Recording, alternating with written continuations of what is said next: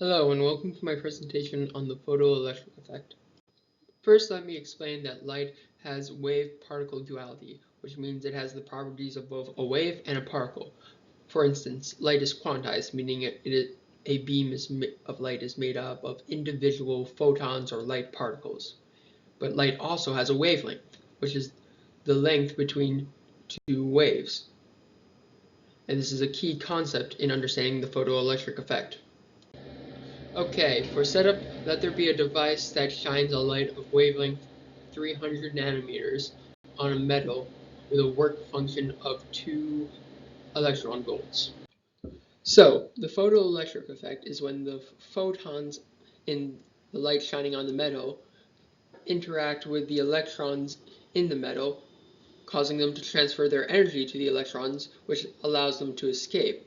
However, the electron must lose some of its energy to overcome the binding in the material. This is the work function, which is the minimum extra kinetic energy required for the electron to escape. Whatever energy remains will then appear as the kinetic energy of the electron as it leaves the emitter. This is demonstrated on the diagram on the left, where the electrons go down into the material, hit an electron, causing it to be emitted at the same time. Let's visualize the work function as a toll that electrons have to pay in energy in order to exit the metal. The 3 electron volt electron can exit the material and pay the toll. However, the 1 electron volt cannot pay the toll and the metaphorical gate stays closed. And like a toll, the electron loses energy after paying it. Like a person might lose money after paying a toll to go to a specific state.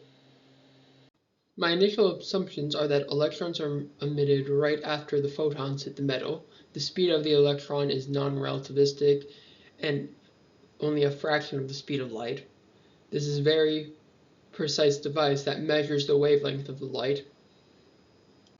The key equations for the photoelectric effect are the energy of a photon equation, energy equals Planck's constant times the speed of light divided by the wavelength of light, the conservation of energy, where Kmax is the maximum kinetic energy of the emitted electrons, plus the work function, equal to the total energy of the photons.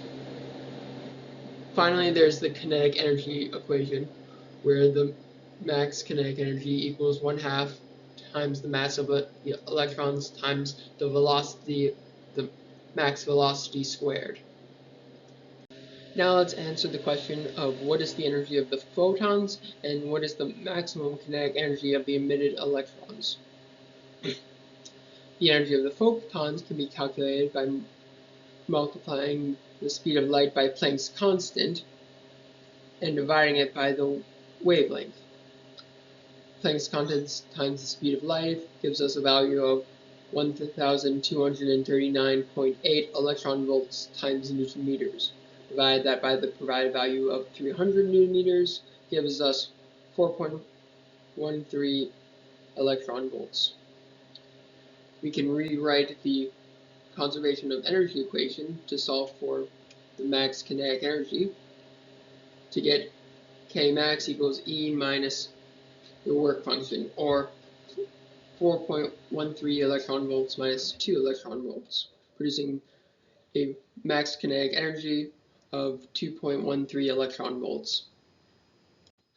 Using the maximum kinetic energy value we found, we can find the speed of the electrons as they are emitted from the metal. So we can rearrange the equation to solve for the velocity, giving us Vmax equals square root of 2 times Kmax divided by m, where m is the mass of the electron. Substituting in our values, we get 2 times 2.13 electron volts over 0.511 times 10 to the 6th power electron volts over the speed of light squared. Simplifying, we get 0.00289 times the speed of light, which, substituting in the value of speed of light and simplifying, gives us a final speed of 8.66 times 10 to the 5th power meters per second squared. Thank you for your time, and I hope you have a good day.